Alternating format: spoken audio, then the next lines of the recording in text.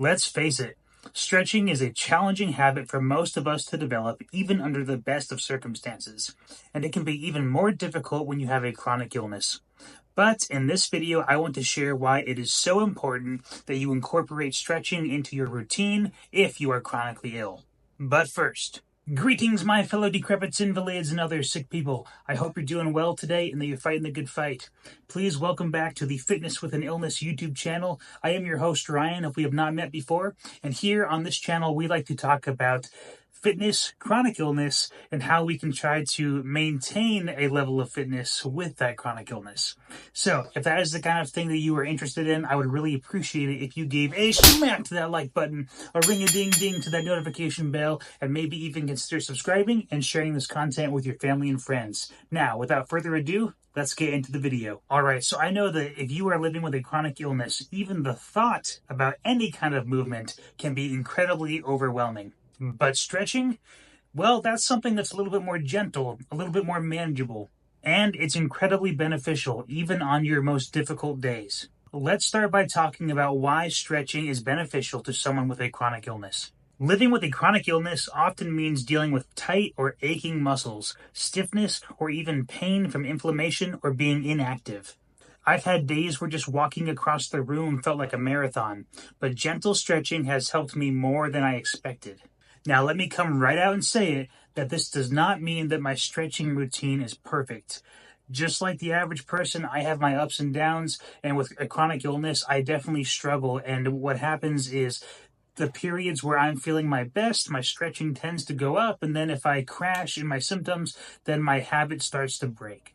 Part of the reason I wanted to make this video was to give me a little bit of self-motivation and self-conviction to remind myself of the importance of stretching. So I might be making this video more so for me than for you, but I hope that you find some value in it as well. So let's talk about some of these potential benefits for stretching right now. First of all, stretching is known to increase blood flow, especially to the areas that are tight or sore. It also helps reduce joint stiffness and improves your mobility. It can calm the nervous system and lower your overall stress response. It supports better posture and circulation, especially if you have been bedbound or are quite sedentary. And maybe best of all, it's low impact. There's no need for a gym. The energy expenditure is minimal, and you just need a few minutes and a willingness to listen to your body's needs. Because trust me, your body is asking you to do this one. Up next, what does the science say about stretching? A study from the Journal of Cellular Physiology provided evidence that stretching actually reduces inflammation by decreasing the buildup of immune cells in tissues.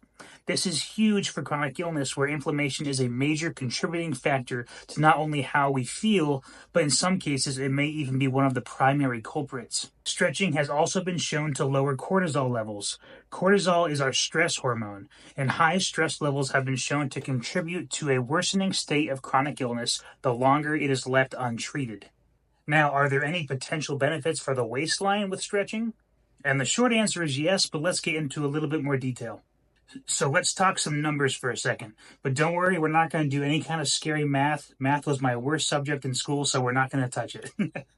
But the simple exercise of stretching has actually been shown to burn a few calories. Now, I wouldn't expect anything crazy like going for a run or lifting weights, but there is a little bit of a caloric benefit. It's estimated that a 150-pound person can burn anywhere between 80 and 100 calories per hour with stretching or gentle Pilates. Now, I want to be honest and recognize the fact that the average person is not going to be stretching or doing Pilates for an hour, but it is nice to know that there is at least some level of benefit in terms of fat burning. Now, if you don't know where to start with stretching, let me show you just a handful of my personal favorite stretches that maybe will give you a good starting place. Number 1, the classic toe touch. This common stretch works the hamstrings, calves, and lower back and is a great way to loosen up in the morning. And at this point in my life, I am still not able to fully reach my toes, but one day I'm going to make it. Number 2 is the child's pose. The child's pose stretches muscles in the back, hips, thighs, and shoulders. And sometimes if I'm really tight, I can get a few good pops in my back and shoulders with this one. Number 3 is the wall hamstring stretch. When I was healthy and able to run, I used to love the stretch before and after a long run to loosen up the tight hamstring muscles that we use so much in cardio. And just know that even 2 to 5 minutes of regular stretching a day can really start to have a positive impact, not only on you physically, but also mentally as well. All of this to say, I just want you to know that you don't have to become some kind of stretching maniac and trying to touch your toes for hours a day in order to have the benefits of stretching. But stretching is a very simple form of self-care. And it's a very easy way to tell not only your body, but also your nervous system that you haven't given up on it and that you're still trying to help it heal and to recover. You don't need to be super flexible. You don't need to be perfect. You just need to show up every day to start reaping the benefits for your body and for your health.